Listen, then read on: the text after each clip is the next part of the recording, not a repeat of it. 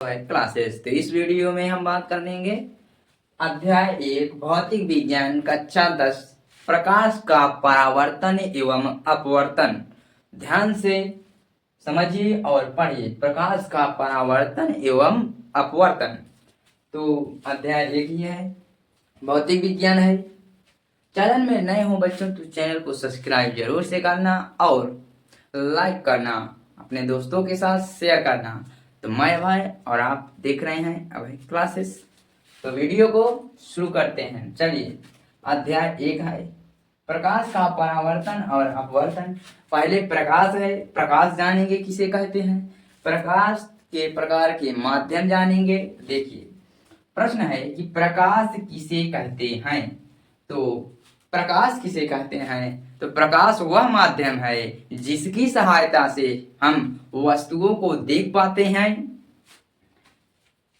प्रकाश कहलाता है। प्रकाश क्या होता है कि जिसे प्रकाश वह माध्यम है जिसकी सहायता से हम वस्तुओं को देख सकते हैं या देख पाते हैं, प्रकाश कहलाता है। प्रकाश सीधी रेखा में गति करता है और प्रकाश द्वारा ही दर्पणों द्वारा प्रतिबिंब का बनना और तारों का टिमटिमाना आदि होता है। तो वही यहाँ पर है। ठीक है, आपको यह समझ में आ गया होगा। अब देखते हैं प्रकाश के प्रकार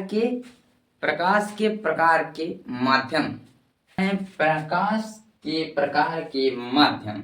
तो बच्चों प्रकाश के प्रकार के 3 माध्यम होते हैं। कितने माध्यम होते हैं बच्चों? 3 माध्यम होते हैं जो बहुत ही सरल हैं। 3 माध्यम होते हैं। ठीक है, 3 माध्यम में कौन कौन से होते हैं? नंबर 1 होता है पारदर्शी माध्यम। पारदर्शी माध्यम को हम डिटेल में भी समझेंगे। ठीक है, सभी को डिटेल में समझेंगे। अपारदर्शी माध्यम दूसरा होता है और तीसरा होता है अर्धपारदर्शी माध्यम। ये माध्यम होते हैं प्रकाश के प्रकार के। ठीक है, यहां तक समझ में आया होगा। पारदर्शी, अपारदर्शी और अर्धपारदर्शी माध्यम होते हैं। अब देखते हैं पारदर्शी की डिफिनीशन, परिभाषा। पारदर्शी माध्यम ऐसा माध्यम जिसके आर पार, कोई माध्यम है जिसके आर पार प्रकाश जा सके, पारदर्शी माध्यम कहलाता है। जैसे कांच, जल, वायु जो होते हैं ये क्या होते हैं? पारदर्शी माध्यम होते हैं। कोई आपसे पूछे कि कोई 2 पारदर्शी माध्यमों के नाम बताइए तो आप क्या पारदर्शी माध्यम के उदाहरण बताइए। क्या बताइए? उदाहरण। तो कांच, जल होता है, वायु भी होता है। इसमें से प्रकाश पूरा चला जाता है।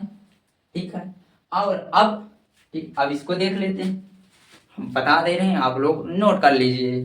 तो अपारदर्शी माध्यम वह ऐसा माध्यम, क्या बच्चों? ऐसा माध्यम जिसमें प्रकाश आर पार ना जा सके। आर पार क्या हो? ना जा सके, वो अपारदर्शी माध्यम होता है। ठीक है, जैसे क्या होता है? लकड़ी, मेज, ये सब होते हैं, लकड़ी, मेज आदि। और अपारदर्शी माध्यम ऐसा माध्यम जिसमें प्रकाश कम मात्रा में जा सके, थोड़ा थोड़ा ही गति कर सके, उसमें क्या होता है? अपारदर्शी माध्यम होता है। जैसे रंगीन कांच की बूंदे, क्या बच्चों? रंगीन कांच की बूंदे, और होता है कागज पर तेल की बूंदों पड़ने पर प्राप्त स्थान। ठीक है, और अब जानते हैं प्रकाश का परावर्तन। तो प्रकाश के परावर्तन की परिभाषा बहुत ही सिंपल है। ठीक है बच्चों, तो प्रकाश का परावर्तन जब कोई प्रकाश किरण, ठीक है, जब कोई प्रकाश किरण किसी चिकनी सतह से टकराती है, क्या होती है? टकराती है। तो टकराने के बाद उसी माध्यम में विपरीत दिशा में वापस लौट जाती है। यह घटना प्रकाश का परावर्तन कहलाती है। तो हम आपको चित्र के माध्यम से समझाते हैं कि जब कोई प्रकाश किरण किसी चिकनी सतह से टकराती है तो टकराने के बाद उसी माध्यम में विपरीत दिशा में वापस लौट जाती है। यह घटना प्रकाश का परावर्तन कहलाती है। तो देखते हैं कि यहाँ पर अभी हमने बताया आपको प्रकाश का परावर्तन डिफिनेशन बताई कि जब कोई प्रकाश की किरण किसी चिकनी सतह से टकराती है तो टकराने के बाद उसी माध्यम में विपरीत दिशा में वापस लौट जाती है। यह घटना प्रकाश का परावर्तन कहलाती है। अब आपको हम चित्र के माध्यम से समझाएंगे कि किसी चिकनी सतह से, तो ये देख सकते ये है चिकनी सतह, ये नीचे वाला जो आप देख रहे हैं ये खुरदुरा भाग है। चित्र थोड़ा टेढ़ा भी हो सकता है, आप लोग कॉपी में बना सकते हैं। यहाँ पर हमारे पास लाइन खींचना वाली पटरी नहीं है, ठीक है, यहाँ पर बोर्ड पर। तो ये क्या है कि जब कोई प्रकाश किरण किसी चिकनी सतह से टकराते, ये प्रकाश किरण आ रही है चिकनी सतह से टकराती है, टकराने के बाद विपरीत दिशा में वापस लौट जाती है। तो समझ गए होंगे आप। तो क्या है, ये आपतित किरण है, आपतित किरण, और यह है परावर्तित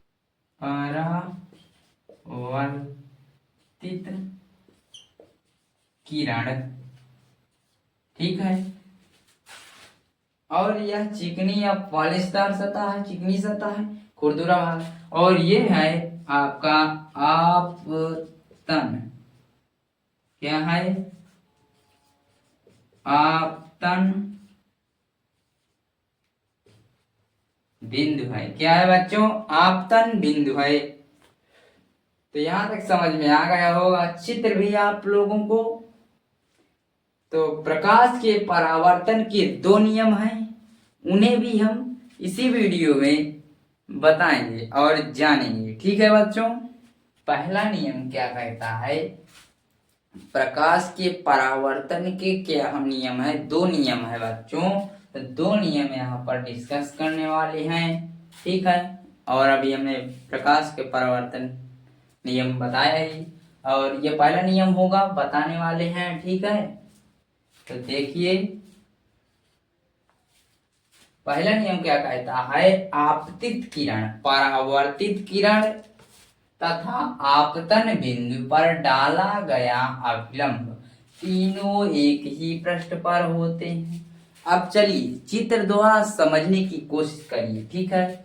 आपतित किरण, ये हो गई आपतित किरण। परावर्तित किरण, ये हो गई परावर्तित किरण, तथा आपतन बिंदु, ये हो गया आपका आपतन बिंदु, ठीक है, ये हो गया आपतन बिंदु। आपतन बिंदु,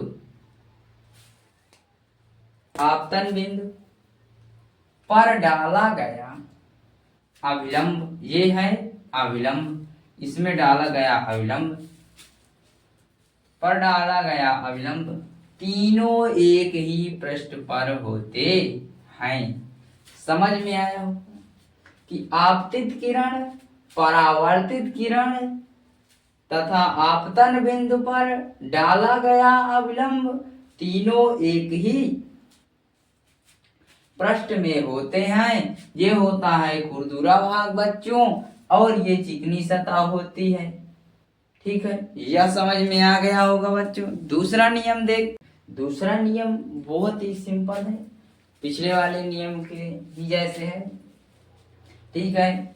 तो आपतन कोण, यहाँ पर समझने की कोशिश कीजिए कि आपतन कोण आई परावर्तन कोण आर के बराबर होता है, अर्थात कोण आई बराबर कोण आर होता है, ठीक है। आपतन कोण परावर्तन कोण के बराबर होता है, देख सकते हैं, ठीक है। कि आपतन कोण परावर्तन कोण के बराबर होता है। अविलंब, यहाँ पर देख, ये है आपतन कोण, क्या है ये आपतन कोण है, ये क्या है परावर्तन कोण है, के बराबर होता है, दोनों बराबर होते हैं,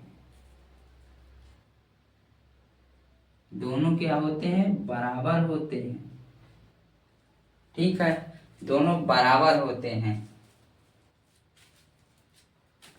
और अविलंब भी होता है, तो कोण आई है ये और ये कोण आर, ठीक है, दोनों बराबर होते हैं, या खुरदुरा भाग होता है और ये आपतन बिंदु होता है, ठीक है।